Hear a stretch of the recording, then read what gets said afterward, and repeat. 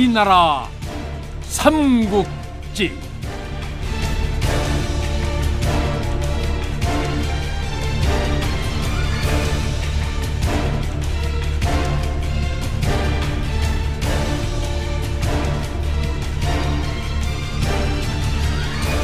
제54부 임유갑.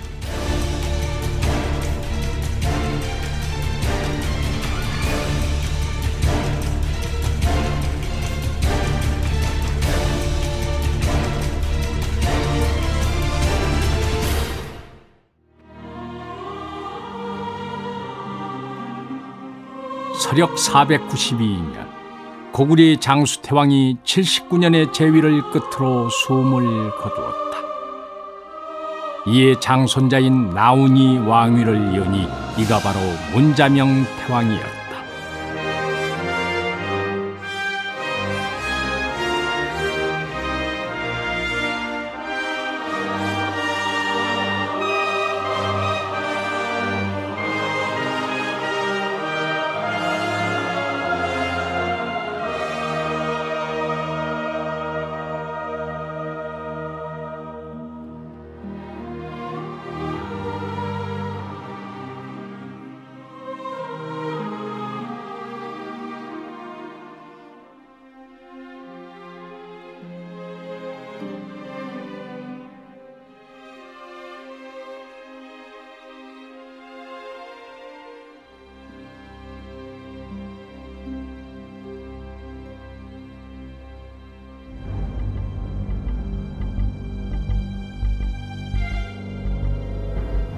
문자명 태왕의 아버지는 장수태왕의 아들 고추대가 조다였는데 장수태왕이 워낙 오랫동안 왕위에 있었기 때문에 조다는 왕위에 올라보지도 못하고 타계했다.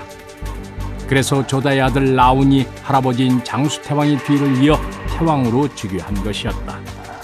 문자명 태왕은 장수태왕의 외교책을 이어받아 당속 승간을 사신으로 북위에 보내 왕위에 오른 사실을 알고 관계를 더욱 돈독히 했다.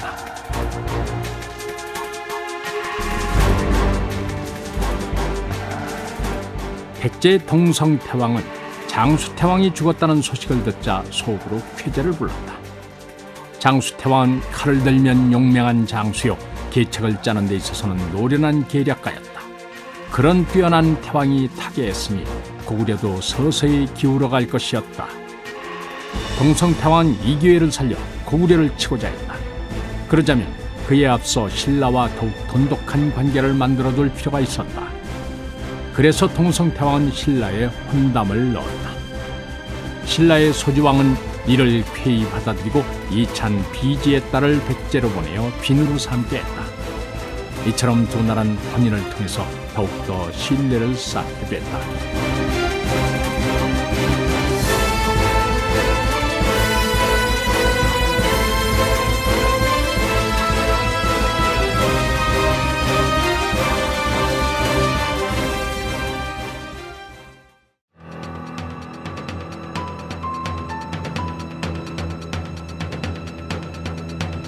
그러나 문자명 태왕은 동성태왕이 생각하는 대로 그렇게 호락호락한 인물이 아니었다. 외교를 통해 북위와 남제 등 서방 제국들과 우호를 다져 서변을 안정시킨 문명자 태왕은 군사를 조련하고 식량을 비축하여 남방을 공격할 준비를 했다. 이리하여 삼국 간의 팽팽한 긴장감은 폭발 일보 직전으로 치닫게 된다.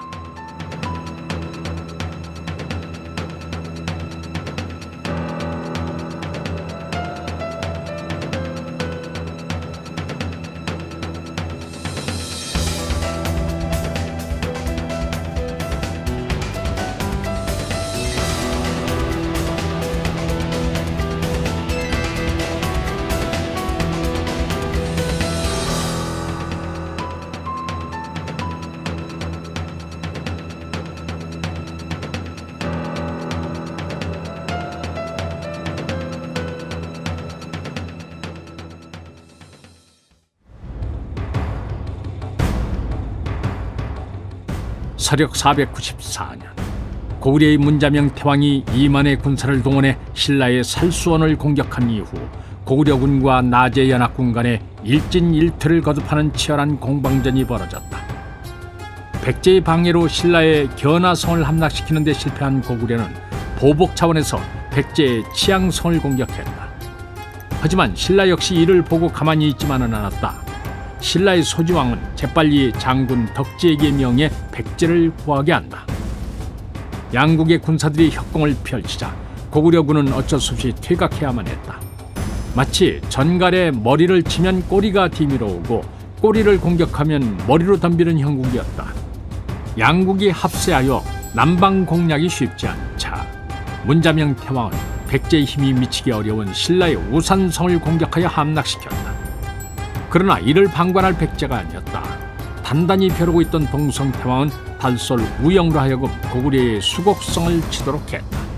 고구려 역시 이에 대한 보복으로 장군 고노를 시켜 한성을 공격했다.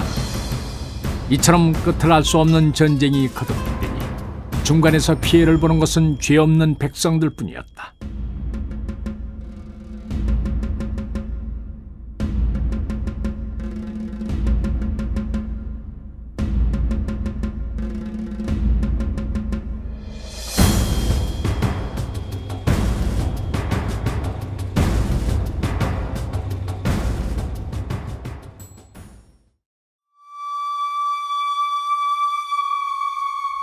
백성들은 어느 나라가 이기든 하루빨리 전쟁이 끝나기를 바랄 뿐이었다. 이때 백제에서는 설상가상으로 몇 년 동안 날이 가물고 유행병이 창궐하니 백성들은 식량이 없어 굶어 죽거나 병에 걸려 목숨을 잃었다. 하지만 북위와 고구려를 물리친 후 자만심에 빠진 백제의 동성태왕은 백성들의 고충을 아랑곳하지 않았다. 그는 더욱 많은 성을 축조하고 군비를 늘리기 위해서 세금을 올리고 어른 아이 할 것 없이 노역에 동원했다. 이에 충신들이 나서 여러 차례 간했지만 태왕은 듣지 않았다. 이렇게 되자 뜻이 있는 신하들은 하나둘씩 조정을 떠났고 비위를 맞추는 간신들만이 태왕의 주위에 남게 된다.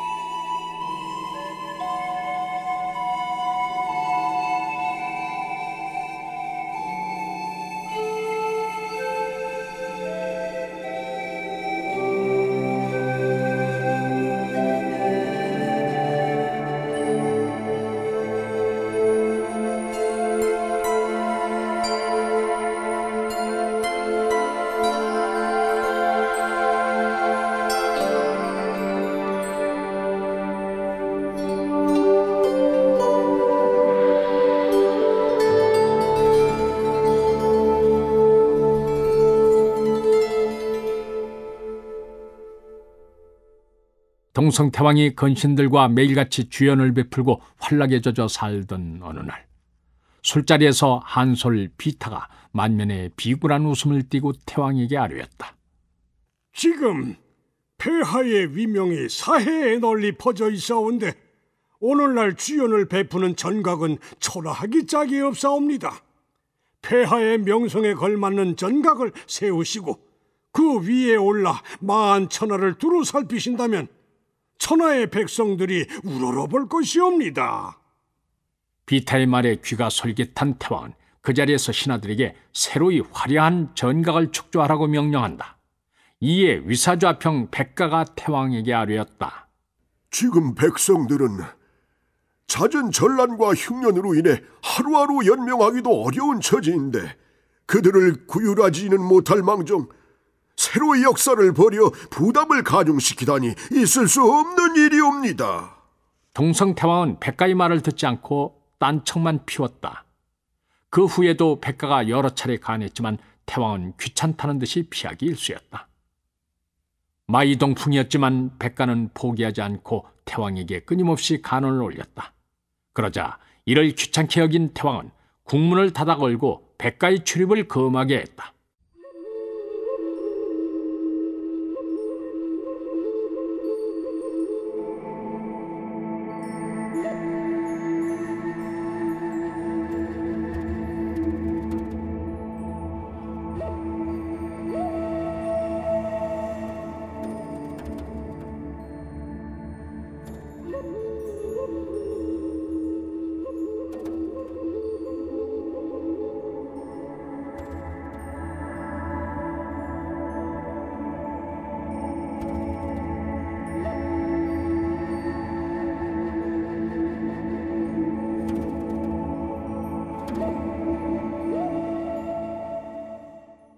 사태가 이 지경까지 이르자 그동안 입을 다물고 있던 내법좌 병 사약사가 태왕에게 아뢰었다. 양약이 입에는 쓰나 병에는 이로우며 충원이 귀에는 거슬리나 행실에는 이롭사옵니다. 옛날 명군은 자신을 낮추어 남에게 정사를 물었으며 얼굴을 부드럽게 하여 간언을 받아들였사옵니다. 그리고 오히려 남이 말하지 않을까 두려워하여 간증하는 북을 달고 비방하는 나무를 세웠사옵니다. 그런데 폐하께서는 간하는 말에 귀 기울이기는커녕 오히려 국문을 닫아 걸고 이를 막으셨사옵니다. 어찌 이를 옳다 하겠습니까? 동성태왕은 사약사의 말을 듣고 크게 화를 냈다. 그대는 지난날 공을 믿고 짐을 능멸하려 하는가? 대륙까지 영토를 넓힌 위대한 짐이 전각 하나 마음대로 짓지 못한다는 말인가? 그러고도 중신들이 짐을 태왕으로 생각하고 있다 말할 수 있는가? 이는 참으로 통탄할 일이로다. 분노한 태왕은 당장 사약사를 파직시키고 그 자리에 비탈을 앉혔다. 이 일 이후로는 누구도 태왕에게 충원하는 사람이 없었다.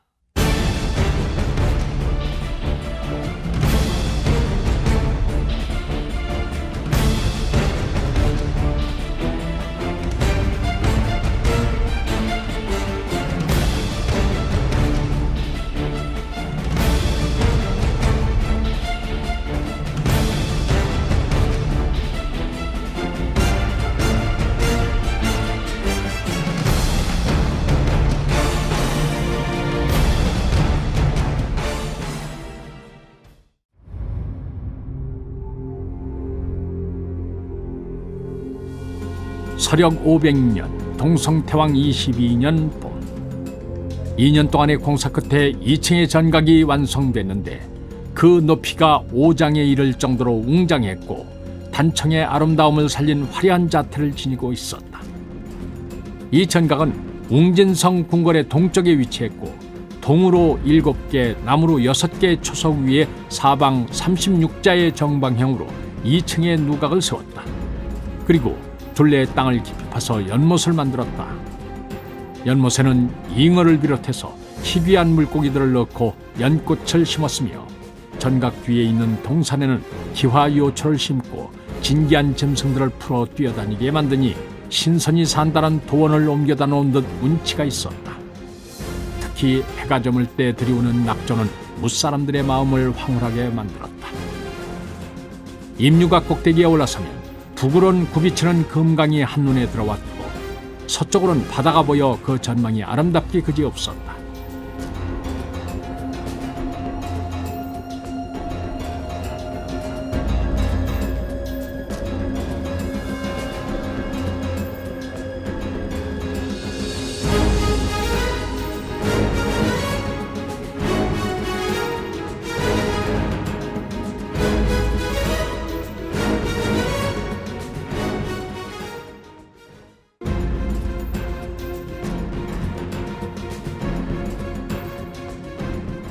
누각이 완성되자 동성태왕은 크게 기뻐하며 흑치, 부남, 아유타, 유구 등을 비롯한 본륜 여러 나라의 대신들과 상인들, 페르시아의 상인들, 산동에 나가 있는 신하들과 외지에 있는 태자 사막까지 불러 잔치를 크게 벌였다. 이를 축하하기 위해 부남과 아유타 상인들은 코끼리와 악어, 상어 등을 바쳤고 흑치 사람들은 야광주를, 페르시아의 상인들은 양털로 짠 최고급 탑등과 낙타, 진주 등을 선물로 갖고 왔다.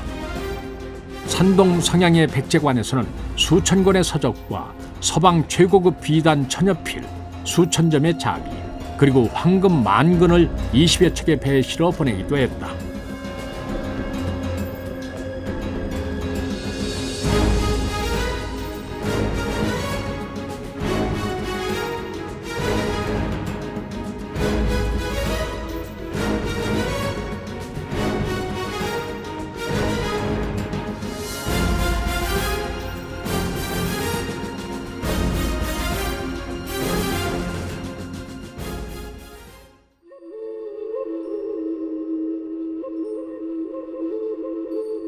성대한 잔치는 주야로 질통하게 계속됐다. 그러나 그 화려함의 이면에는 백성들의 원망과 한숨이 고스란히 담겨 있었다. 동성태왕이 정사를 팽개치고 국내외 신하들과 어울려 밤낮으로 연회를 베풀고 환락을 즐긴 지도 언 100여일이 지났다.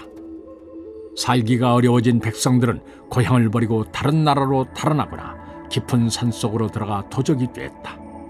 날이 갈수록 민심이 흉흉해졌다.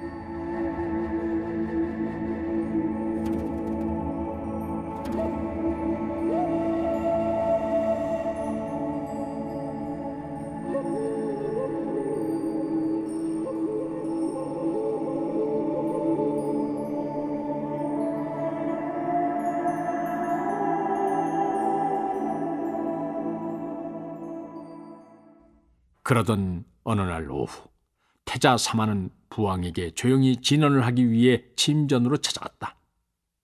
동성태왕은 평소 아끼는 태자가 들어오자 반갑게 맞았다. 우리 태자에게도 이제 임군의 기상이 느껴지는구나. 아직도 할 일이 많이 남았는데 폐하께서는 너무 정사를 소홀히 하고 계시옵니다. 예전에 외의 무열왕이 폭정을 함으로써 백성들이 신음하자 왕자 사마와 사를 외로 보내 무열왕을 몰아내고 백성들을 돌보게 했던 동성태왕이 아니던가. 그런데 지금 동성태왕의 모습은 지난날 무열왕의 모습과 조금도 다를 바가 없었다. 부왕의 부름을 받고 외에서 웅진으로 돌아온 사마는 너무도 변해버린 부왕의 모습을 받아들일 수가 없었다. 세상의 즐거움이란 무엇이냐? 인생은 덧없는 것이다. 젊었을 때 짐은 북위를 제압하여 대륙을 개척했고 너희 형제를 보내 외를 안정시켰다.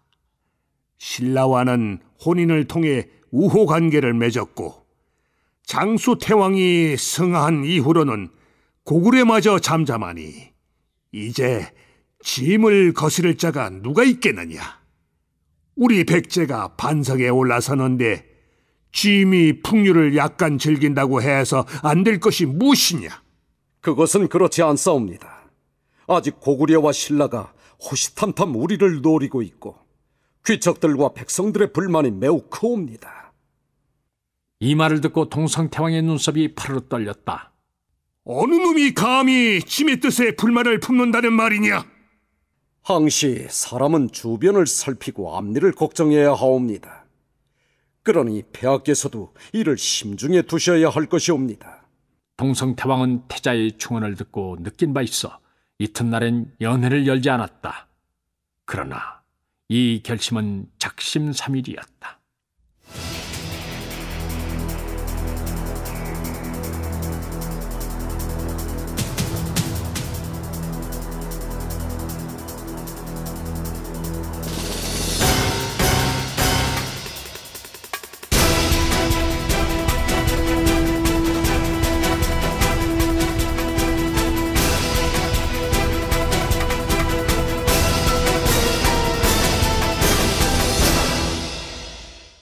한편 서약사의 뒤를 이어 내법 좌평에 오른 비탄은 항상 위사좌평 백가를 두려워했다.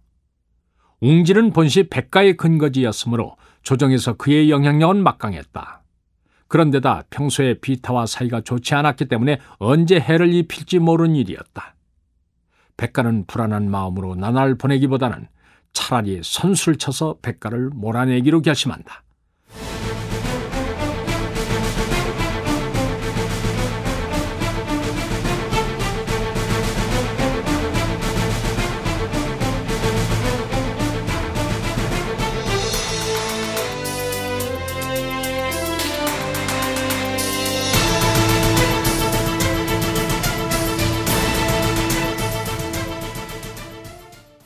비타는 동성태왕을 찾아가 은밀히 아뢰었다.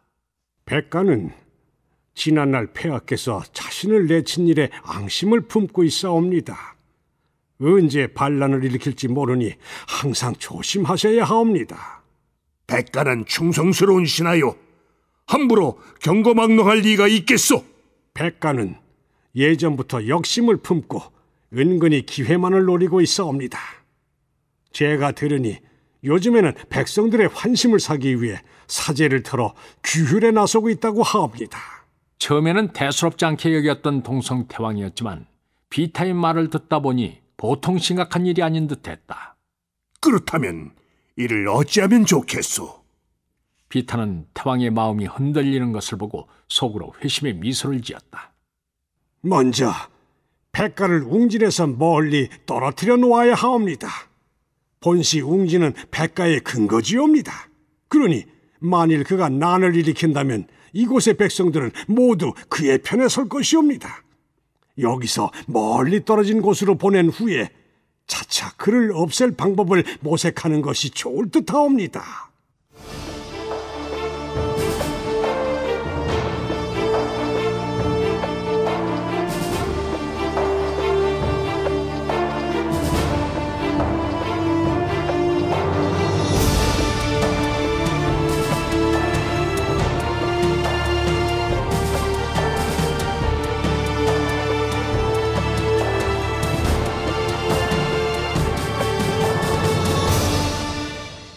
태왕은 비타의 말을 그럴듯하게 여기고 백가를 불러 가림성으로 가서 성벽 축조하는 일을 감독하라고 명했다.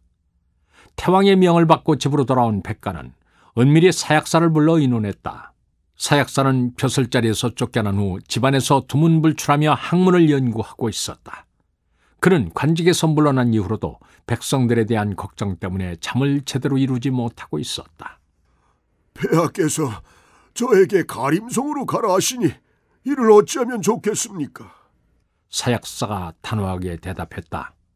이는 필시 간신 비타의 계책일 것이요. 그는 항상 좌평을 눈에 가시처럼 여겨왔소. 그래서 이번에는 아예 멀리 보내놓고 없애려 하는 것이요. 그렇다면 어찌해야 하겠습니까? 백가는 답답하여 물었다. 뉘라서 알겠소. 폐하께서는 여전히 정신을 차리지 못하고 계시니 이대로 가다가는 이 나라가 어찌 될지 큰일이요. 백가는 사약사의 한탄을 듣고 용기를 내어 자신의 속내를 털어놓았다. 그래서 말인데 이번에 아예 무도한 태왕을 몰아내고 어진 군주를 세울까 합니다. 그것만이 나라와 백성을 구할 수 있는 유일한 길입니다. 이를 성사시키려면 상궁의 도움이 필요합니다. 사약사는 잠시 생각하더니 고개를 끄덕였다. 이것이 하늘의 뜻이라면 내 어찌 거부할 수 있겠소.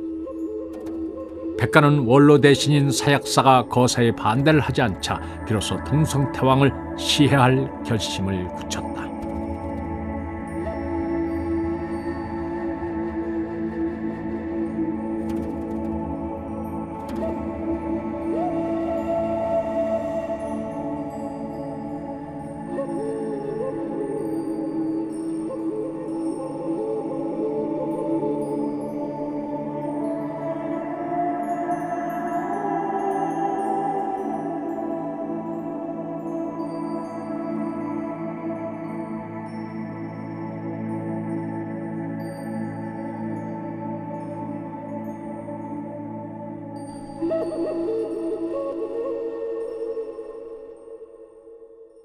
그는 먼저 가림성으로 가지 않기 위해 태왕에게 병을 징탁하고 벼슬에서 물러나겠다고 고했다. 하지만 동성태왕은 백가의 뜻을 받아들이지 않고 한시라도 빨리 가림성으로 가라고 재촉했다.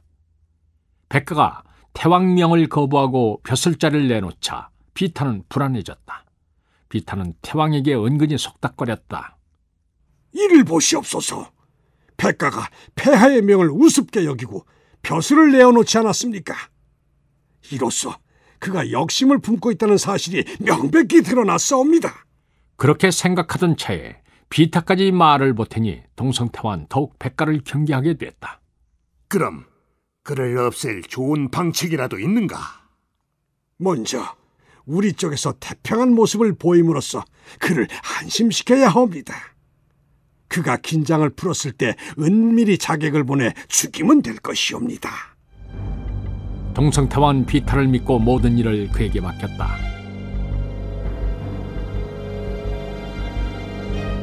동성태왕은 이때부터 사비의 동원, 서원과 웅천의 북원 등지를 돌며 사냥에만 매달렸다. 이를 들은 백가는 왕을 제거할 때가 왔다고 생각하고 막내 아들인 백담을 불렀다. 백담은 백가와 시비 사이에서 태어난 자식으로 용력이 걸출하고 배포가 큰 호걸이었지만 천한 신분이라 집안에서 제대로 대접을 받지 못했다. 백담은 아버지에게 나와 큰절을 올렸다. 백가는 조심스럽게 해야 할 일을 이룬 후 잠옷 위험 있는 목소리로 말했다. 이번 일은 내가 맡아줘야겠다. 만일 일이 성사만 된다면 앞으로 내가 이 집안을 잇게 될 것이다. 백담은 신분의 벽을 뛰어넘을 수 있는 다시 없는 기회라 생각했다. 그토록 천시를 받아왔는데 하루아침에 모든 것을 뒤바꿀 수 있게 될 것이다. 백담은 마음속으로 반드시 거사를 성사시키겠다고 굳게 다짐하고 태왕이 사냥 나가기를 손꼽아 기다렸다.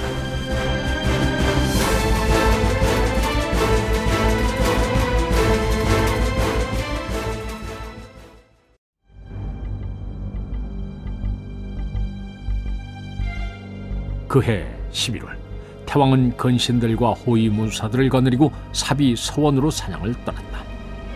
신복으로부터 이를 보고받은 백담은 수하의 무사들을 거느리고 급히 서원을 향해서 말을 달렸다. 눈발이 몹시 휘날리고 있었다. 사비의 서원으로 향하던 동성태왕 일행은 폭설로 인해 마포촌이란 마을에 갇혀 더 이상 나아가지도 물러서지도 못하고 있었다. 동성태왕은 그칠 줄 모르고 내린 눈을 보며 지루해 몸이 근질거렸다. 빨리 벌판을 달리며 활을 쏘는 짜릿함을 느끼고 싶었다. 일행은 촌주의 집을 비우게 하여 그곳을 임시 거처로 정하고 머물렀다. 촌주의 집은 무사들에 의해 삼엄하게 경비됐다. 백성들은 사방 심리 안에는 얼씬도 할 수 없었다.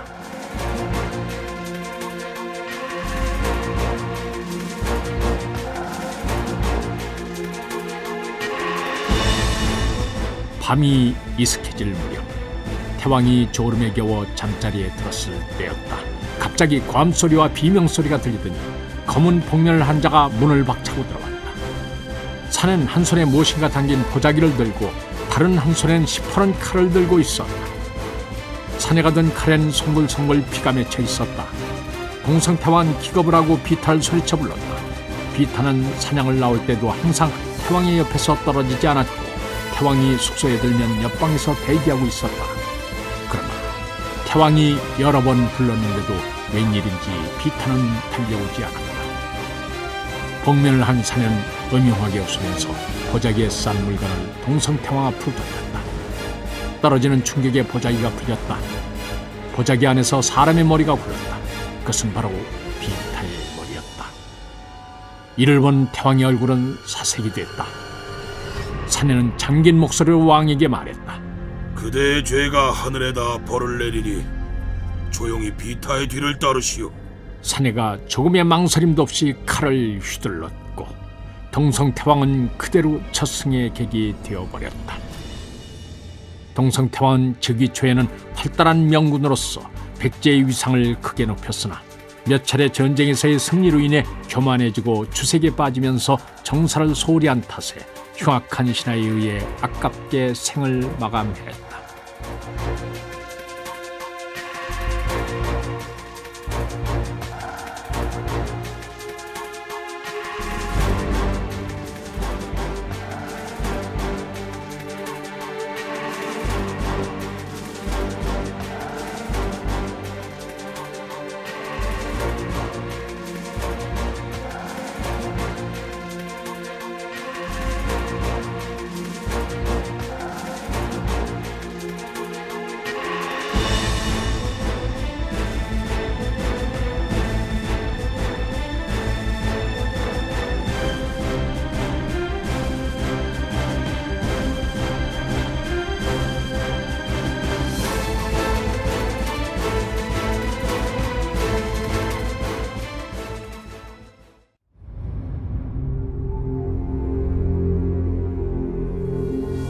서력 501년 12월 백제선은 동성태왕이 제위 23년 만에 승하하고 태자 사마가 신하들의 추대를 받아 왕위에 오르니 이가 바로 제25대 무령태왕이었다.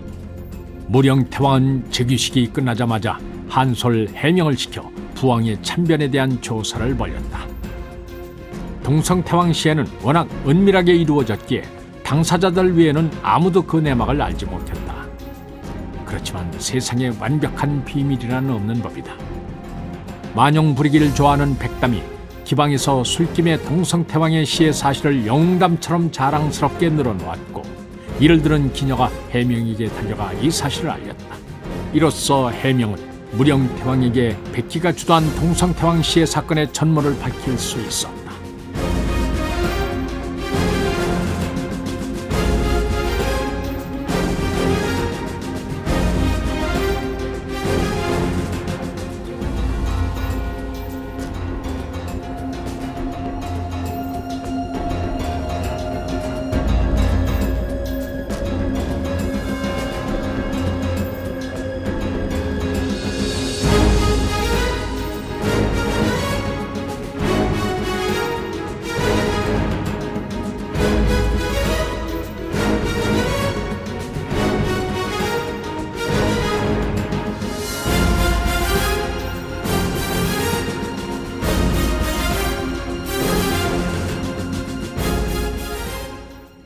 백가가 동성태왕의 후사로 사마를 옹립한 것은 그가 이목구비가 수려할 뿐만 아니라 성품이 관대인후하여 백성들이 그를 따랐기 때문이었다.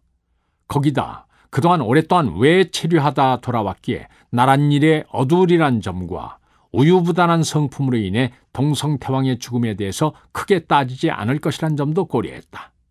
하지만 그것은 백가의 착각이었다. 무령태왕은 겉으로는 유약해 보였지만 내면에 대쪽 같은 강단을 지니고 있는 인물이었다.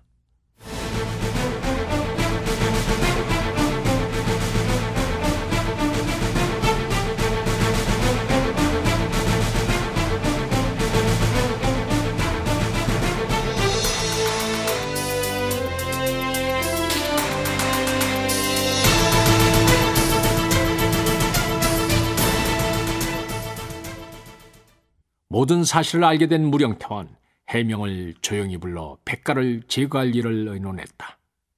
해명이 주위를 살피며 나직하게 말했다. 이곳 웅진에서 백가의 세력은 그 뿌리가 튼튼하고 깊사옵니다. 만일 백가 암살 시도가 실패로 돌아간다면 치명적인 반격을 피할 수 없사옵니다. 그러니 신중하셔야 하옵니다. 백가는 지금 자신의 세력을 믿고 기고만장해 있어. 그동안 짐이 철저히 의중을 숨기고 세상 일에는 관심이 없는 척하고 있었기 때문에 백가가 짐을 의심하지는 않을 것이요. 먼저 짐이 노고를 취하한다는 핑계로 그를 궁으로 끌어들여 처치하겠소. 그 사이에 그대는 가병들을 이끌고 백가의 집을 습격하여 식솔들을 모조리 체포하도록 하시오.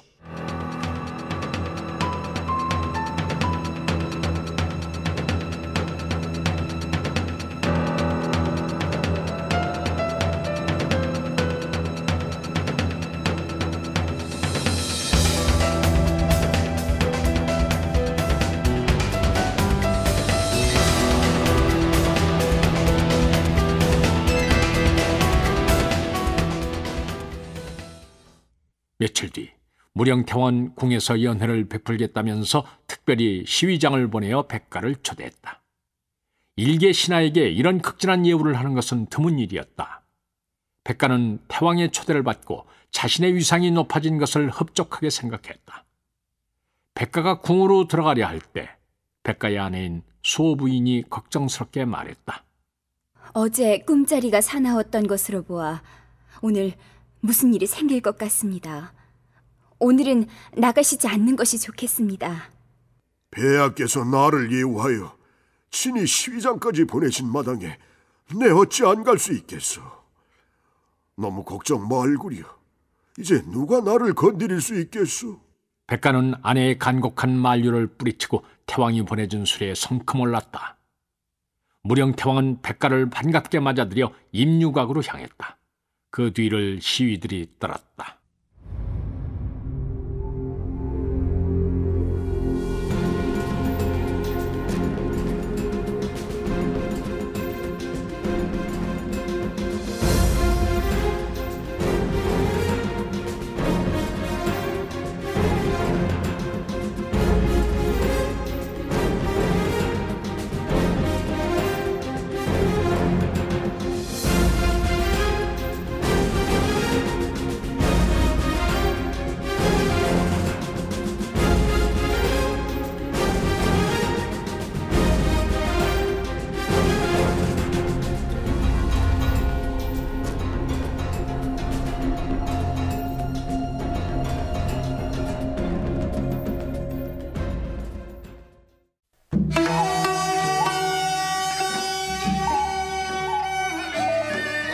태왕의 행색은 봄나들이라도 가는 듯한 화사한 모습이었다. 잘 다려진 자색 두루마기에 비단 바지를 입고 머리에는 불꽃 모양의 금동관을 쓰고 팔엔 아침 햇살만큼이나 빛나는 금팔찌를 차고 발엔 검정 가죽신 위에 징을 여러 개 박은 금동 신발을 신었다. 기품 있는 태왕의 얼굴과 화려한 옷이 어울려 훤칠한 미장부의 자태를 만들어내고 있었다. 백가가 입류각에 오르니 이미 주안상이 준비되어 있었다. 청동과 사기로 만들어진 그릇들 위에 산해진미가 가득히 놓여 있었다. 백가는 무령태왕의 잔에 술을 채운 연후에 태왕의 만수무병을 빌었다. 태왕은 다정한 말로 백가의 노고를 다시 한번 위로했다. 악공들이 검은 고를 탄주하고 이어서 가위들이 장을 하니 이곳에 모인 사람들은 절로 어깨춤을 추었다.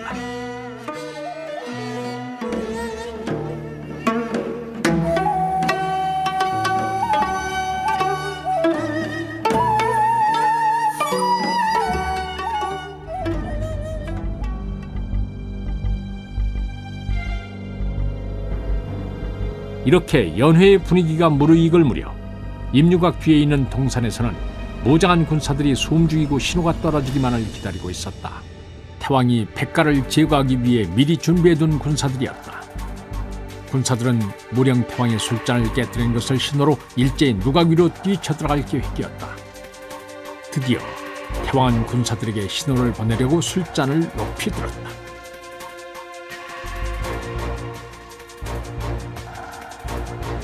그때 갑자기 사약사가 임류각으로 헐레벌떡 뛰어올라왔다. 무령태왕은 예상치 못했던 사약사의 등장에 어리둥절했다. 제가 오다가 들으니 고구려군이 남하하여 고목성으로 쳐들어왔다 하옵니다. 갑작스런 사태에 태왕은 당황했다. 사약사가 계속해서 말을 이었다. 지금 즉시 의사 좌평 백가를 고목성으로 보내 이들을 격파하게 하시옵소서. 상황이 이렇게 되니 태왕도 뛰어난 장수인 백가를 죽일 수 없었다. 무령태왕은 다 잡은 고기를 놓친 어부의 심정으로 말했다.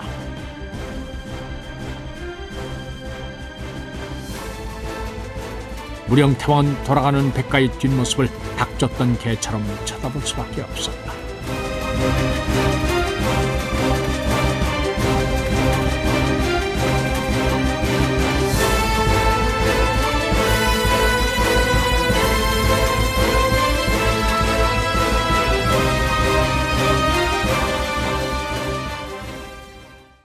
임류각을 벗어난 백가가 사약사에게 물었다. 적의 군세는 어느 정도나 된다 합니까? 그제서야 사약사가 안도의 한숨을 내쉬며 대답했다. 그것은 내가 꾸며낸 거짓말이요. 내가 만일을 대비해서 궁궐에 첩자를 심어두었는데 요사이 한솔 해명이 자주 태왕과 단둘이 만나 은밀한 대화를 나눈다는 말을 전해 들었소. 그래서 해명을 주시했더니 그가 오늘 아침 가병들을 이끌고 좌평의 집으로 향하더이다. 이는 필시 좌평을 숙청하려는 태왕의 계력이라 여겨 숨 돌릴 틈도 없이 뛰어온 것이오. 아마 조금만 지체했어도 좌평은 차가운 봄비에 떨어지는 목련꽃 신세가 됐을 것이오. 지금 좌평 댁도 태왕의 무사들에 의해 포위되어 있을 것이니 한이라도 빨리 도성을 떠나 후일을 도모해야 할 것이오. 그렇다면 식솔들은 어찌한단 말입니까? 내가 기회를 보아 빼내올 것이니 염려 마시오. 백가는 사약사의 말이 옳다고 생각했다. 그래서 사약사가 준비해둔 말을 타고 황급히 남문을 빠져나가 가림성으로 향했다. 가림성은 도성의 남쪽 방어를 목적으로 쌓아진 성으로 백가의 조카인 백랑이 지키고 있었다. 한편 무사들을 이끌고 백가의 집 근처에 숨어있던 해명은 궁궐에서 아무런 신호가 오지 않자 초조해졌다. 단숨에 쳐들어가고 싶었지만 경솔하게 움직였다간 일을 망칠 수도 있었다. 한참을 기다리고 있자니 무령태왕이 보낸 전령이 달려와 철수를 할 것을 명했다. 백가를 죽이지 못했으니 다음 기회를 노리자는 전언이었다. 하지만 해명은 이대로 물러설 수 없었다. 분명히 백가가 이번 사건에 대해 눈치를 챘을 테니 그를 그대로 놔두었다가는 오히려 역습을 당할 수 있었다.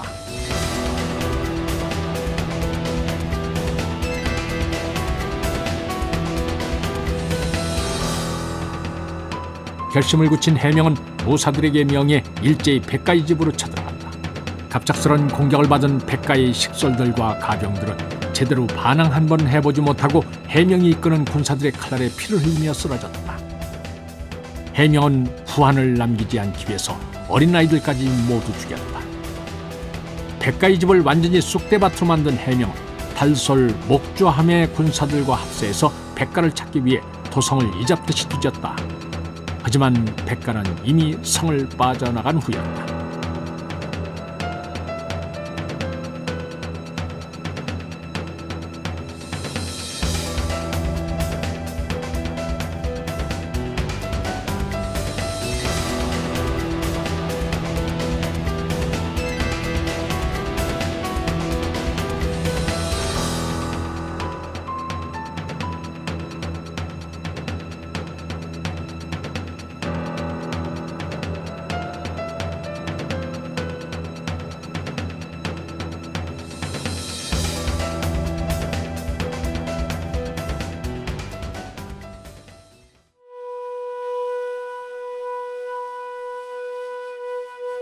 한편 사약사는 기지를 발휘해서 백가를 탈출시키고 난 후 태왕군의 눈을 피해서 백가의 집으로 갔다.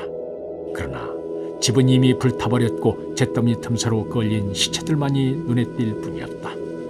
차마 눈뜨고는 볼 수 없는 참상이었다. 사약사는 울컥 치밀어 오르는 욕지기를 겨우 참고 하늘을 향해 탄식했다. 복수가 새로운 복수를 잉태하는구나. 사약사는 밤을 틈타 하인들을 시켜 백가 식솔들의 시체를 수습한 후에 식솔들을 이끌고 도성을 빠져나왔다. 사약사는 갑자기 인생이 허무하다는 생각이 들었다. 자신은 평생 동안 신하의 도리를 다했고 민심에 따랐지만 한순간 사사로운 의리에 얽매여 태왕에게 거짓말을 하고 역적 백가를 도와주는 죄를 범하고 말았다. 사약사는 기림성으로 가려던 발길을 돌려 무성산으로 들어갔다. 그 후로 사약사를 보았다는 사람은 아무도 없었다. 단지 신선이 되어 학을 타고 날아갔다거나 산신이 되어 호랑이를 타고 돌아다닌다는 소문만 무성할 뿐이었다.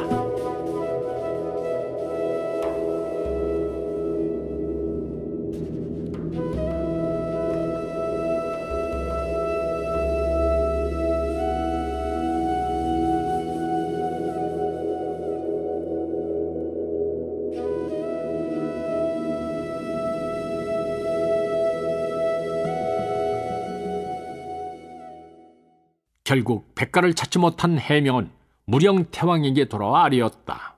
백가가 성 밖으로 빠져나간 듯하옵니다. 무령 태왕은 자신의 명을 어기고 함부로 백가의 식소를 설사한 해명에게 몹시 화가 나 있었다. 그대는 어찌 함부로 많은 사람의 목숨을 빼앗았느냐? 이에 해명은 태왕 앞에 엎드려 머리를 조아리고 아뢰었다. 폐하께 후한이 미칠까 두려워 그 싹을 자르고자 했을 뿐이옵니다. 허나 폐하의 명을 어긴 것은 사실이오니 신에게 벌을 내려 주시옵소서. 해명이 자신의 죄를 인정하고 벌을 청하자 무령태왕의 마음이 누그러졌다. 이번 일은 그대의 충정에서 비롯된 것이니 불문에 붙이도록 하겠다. 무령태왕은 다시 근심스러운 빛을 띠며 말했다. 아직 백가가 건재하니 큰 우환이 아닐 수 없다. 이때쯤엔 태왕도 사약사에게 속았다는 것을 깨닫고 있었다. 너무 심려치 마시옵소서. 소신이 반드시 백가의 목을 가져오겠사옵니다. 해명은 태왕 앞에서 맹세를 하고 자리를 떴다.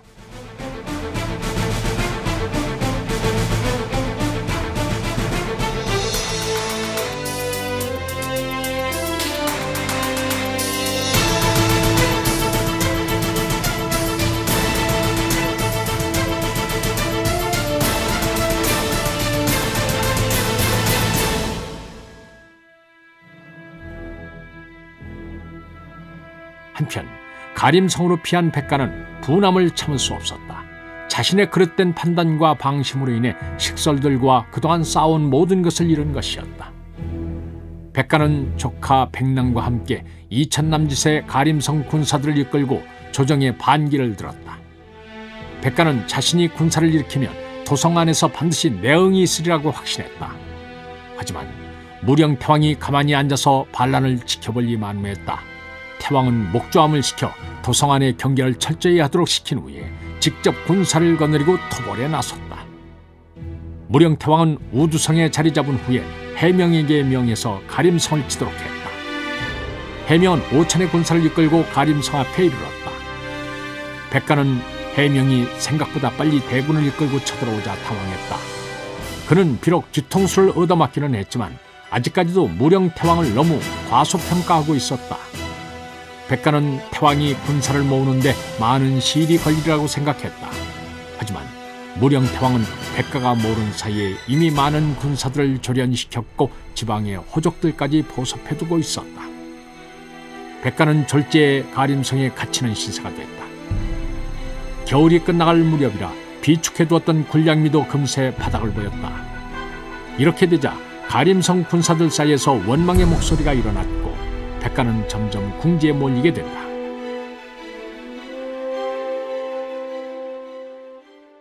이에 백랑은 더는 참을 수 없어 분연히 떨치고 일어났다. 이대로 앉아서 죽느니 차라리 싸우다 죽겠습니다. 백랑은 숙부 백가의 만류에도 불구하고 군사 1000여 명을 이끌고 성문 밖으로 뛰어나왔다. 하지만 굶주림으로 인해 기운이 빠진 군사들을 이끌고 태왕군과 싸우는 것은 개가 달을 보고 지저대는 것만큼이나 공허한 짓이었다. 제대로 맞서 싸우기도 전에 가림성 군사들은 제풀의 겁을 먹고 창을 끌며 뿔뿔이 달아났다. 백랑은 군사들의 패주를 막기 위해 본보기로 군사 몇 명의 목을 베었지만 무너지기 시작한 뚝을 손가락으로 막기는 어려운 일이었다. 태왕군은 물이 빠져나간 갯벌에서 반개를 주워 담듯이 달아나는 반란군들을 찔러 죽였다. 이때 백랑은 저편에서 해명이 창을 휘두르며 달려오는 것을 보았다. 백랑은 해명이 가까이 다가오자 칼을 고추세우고 달려들었다. 하지만 해명의 창은 백랑의 칼보다 더 빠르고 강했다.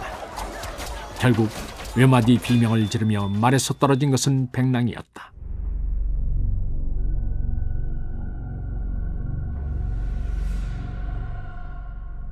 성위에서 백랑이 창을 맞고 쓰러지는 모습을 지켜본 백가는 싸울 의욕을 상실했다. 지금의 성한 분위기로 봐서 더 버티다간 자신의 군사들 손에 목숨을 잃을 것이 뻔했다. 백가는 부하들의 손에 죽고 싶지 않았다. 백가는 마침내 성위의 항복을 뜻하는 백기를 내걸었다. 성문이 열리고 백가가 침통한 표정으로 걸어나왔다. 해명은 백가를 포박한 뒤에 태왕이 머물고 있는 우두성으로 압송했다.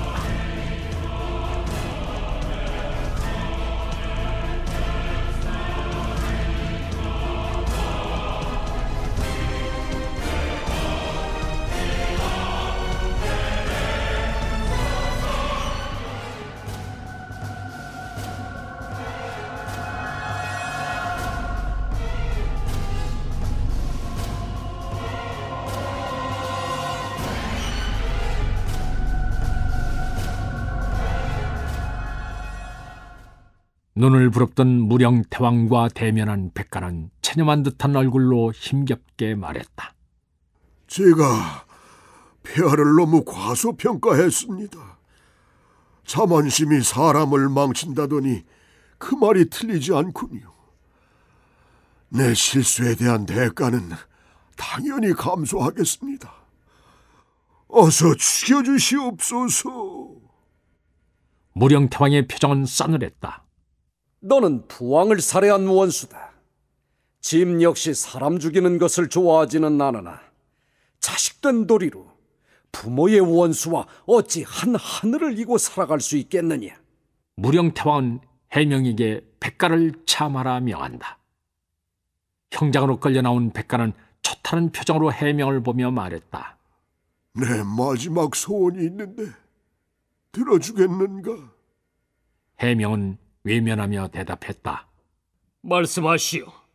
내가 죽거든 내 시체를 저기 보이는 백강에다 던져주게나. 이제 메인 곳 없이 강물 따라 흐르고 싶네.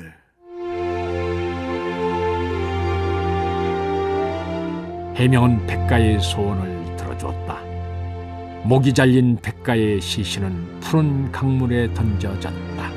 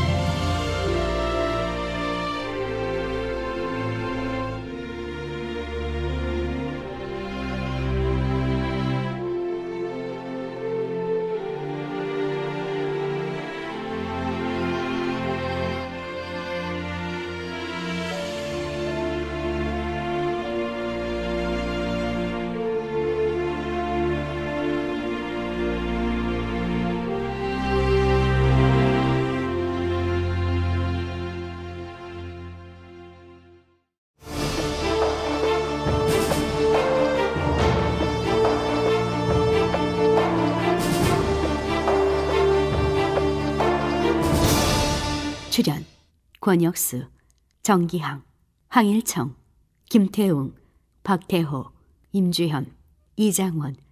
해설 김종성. 음악 이춘화, 효과 엄기혁, 기술 서교식. 총진행 유만준.